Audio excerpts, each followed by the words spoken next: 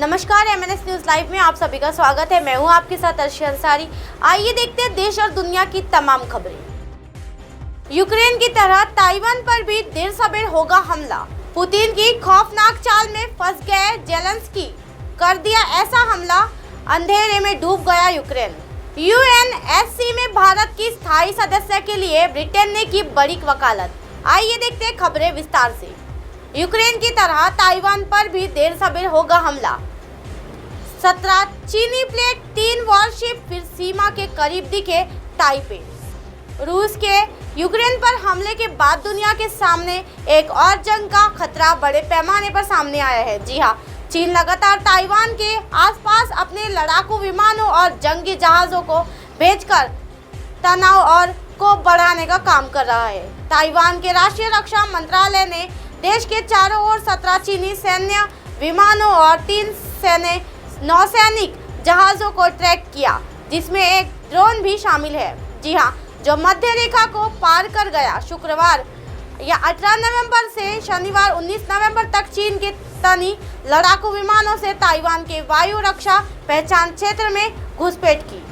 Taiwan news की एक खबर के मुताबिक एमएनडीसी ने कहा कि पीपुल्स लिबरेशन आर्मी एयरफोर्स के 17 सैन्य विमान और पीपुल्स लिबरेशन आर्मी नेवी के 3 जहाज़ों को ताइवान के आसपास ट्रैक किया गया है। विमान में से एक ने मध्य रेखा को पार किया और 3 को ADIZ में ट्रैक किया गया। जी हां, मध्य रेखा को पार करने वाला विमान CASC रेनबो CH-4 टोही ड्रोन था। ADIZ के दक्षिण पश्चिम कोने में घूमने वाले लड़ाकू विमान में 3 की पहचान चेंगडू J-10 फाइटर जेट्स के रूप में की गई। जी हां, MND ने कहा कि उसने चीन के विमानों की घुसपैठ को रोकने के लिए लड़ाकू गश्ती विमानों को रवाना करने, रेडियो चेतावनी जारी करने और वायु रक्षा मिसाइल प्रणालियों को तैनात करने का काम किया।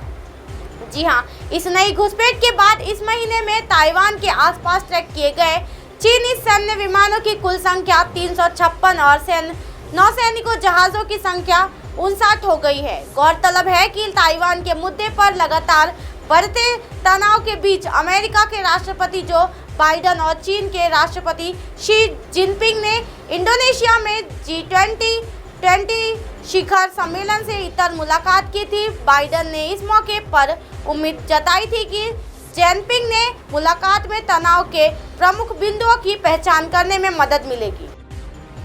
पुतिन की खौफनाक चाल में फंस गया जेलेंस्की। कर दिया ऐसा हमला, अंधेरे में डूब गया यूक्रेन। रूस और यूक्रेन के बीच चल रहे मुद्दे में पिछले हफ्ते एक बड़ी घटना हुई। जी हां, इस घटना को दुनिया में अधिकतर देशों और लोगों ने रूस की हार के रूप में देखा। खुद यूक्रेन भी इसे जीत समझकर जश्न मनाने लगा, लेकिन पुतिन के दिमाग में कुछ और ही चल रहा था। रूस ने यूक्रेन में 2 कदम पीछे लेकर इतना तेज प्रहार किया कि यूक्रेन अब तक के सबसे बुरे दौर में आ चुका है। दरअसल पिछले हफ्ते रूस सेना ने यूक्रेन के शहर खेरसोन से हटने का फैसला किया था। जी हां, पुतिन की इस रणनीति में यूक्रेन फंस गया और सेलिब्रेट भी करने लगा। इसके बाद रूस ने यूक्रेन पर 100 से अधिक मिसाइल हमले किए। इस हमले में यूक्रेन के आधे से ज़्यादा पावर ग्रिड तबाह हो गए और यूक्रेन की राजधानी कीव समेत दूसरे शहरों में बिजली सप्लाई ठप हो गई। जी हां, दरअसल पिछले हफ्ते अचानक रूस सेना ने खेरसोन से पीछे हटने का फैसला किया था। उसके इस फैसले को माना गया कि उसने हार मानना शुरू कर दिया है। यूक्रेन की सेना भी इस जश्न में डूब गई। जश्न के बीच रूसी सेना ने मास्टर स्ट्रोक खेलते हुए यूक्रेन की राजधानी समेत कई शहरों पर कुल 100 मिसाइल दाग दिए। जी हां, इससे उसके करीब 60% पावर डिग्री डैमेज हो गया है। पावर डिग्री क्षतिग्रस्त होने से अधिकतर शहर अंधेरे में डूब गए हैं। वहीं यूक्रेन के राष्ट्रपति कार्यालय ने इन हमलों को हारे हुए कायरो की बचकानी रणनीति बताया है। रिपोर्ट्स की माने तो रूस में मिसाइल हमले में न सिर्फ पावर डिग्री ग्रिड को बल्कि एक बड़े बैराज को भी तबाह कर दिया है। ये बैराज बिजली उत्पादन के लिहाज से काफ़ी महत्वपूर्ण था। इसके अलावा कई इमारतों को भी नुकसान पहुंचाना है। इस हमले को 4 लोगों की मौत और 5 लोगों के घायल होने की भी खबर है। यूएनएससी में भारत की स्थायी सदस्यता के लिए ब्रिटेन ने की बड़ी वकालत। जी हां, संयुक्त राष्ट्र सुरक्षा परिषद में भारत की स्थायी सीट के लिए ब्रिटेन ने वकालत की है। ब्रिटेन ने बदलते समय के साथ सुधार के तहत सिर्फ भारत ही नहीं बल्कि जर्मनी, जापान, ब्राजील को भी स्थायी सदस्य बनाने की पुरजोर दलील दी है। ब्रिटेन का कहना है कि सुरक्षा परिषद में विस्तार के तहत स्थायी अस्थायी सदस्य की संख्या बढ़ाई जाए। जी हां, संयुक्त राष्ट्र सुरक्षा परिषद में सुधार की बात करते हुए ब्रिटेन की स्थायी प्रतिनिधि बरा वुडवर्ड ने कहा कि हमारा पक्ष सभी को अच्छे से मालूम है, हम लंबे समय से स्थायी अस्थायी सीट बढ़ाने की बात उठा रहे हैं। बदलते वैश्विक परिदृश्य में भारत समेत जर्मनी, जापान, ब्राजील को स्थायी सीट मिलनी चाहिए। जी हां, लंबे समय से सुधार है लंबित।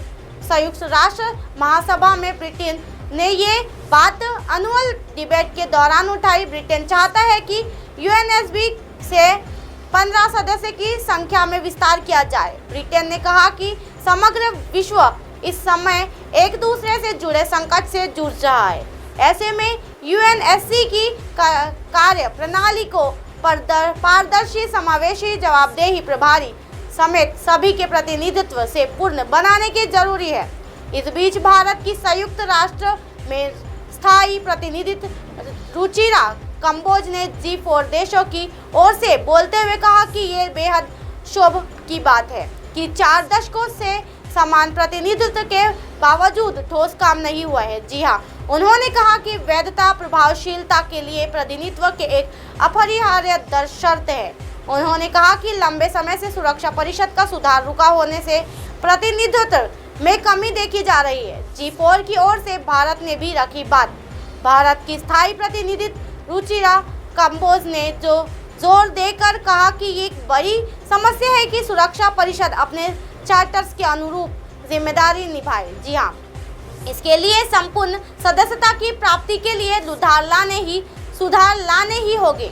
उन्होंने कहा कि जब तक स्थायी अस्थायी सदस्य की संख्या नहीं बढ़ती, सुरक्षा परिषद अपने चार्टर के अनुरूप काम नहीं कर सकेगा। सदस्य की संख्या में वृद्धि लाने के बाद ही वैश्विक संघर्ष एक दूसरे के देशों से जुड़ी साझा चुनौतियों से निपट सकेगा।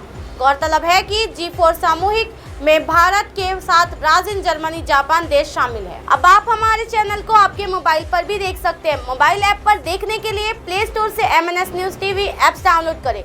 इंस्टा, लिंक, ट्विटर, हाइकुक, फेसबुक और कई सोशल मीडिया के प्लेटफॉर्म पर हमारा चैनल उपलब्ध है। आप इसे यूट्यूब पर भी देख सकते हो। आप हमारे चैनल को लाइव भी देख सकते हो www.mnsnews.com पर। फिलहाल वक्त तो चला है दर्शकों ब्रेक का। ब्रेक से लौटने के बाद देखिएगा ऐसे ही कुछ खास दिल को दहला देने वाली खबरें। नमस्कार।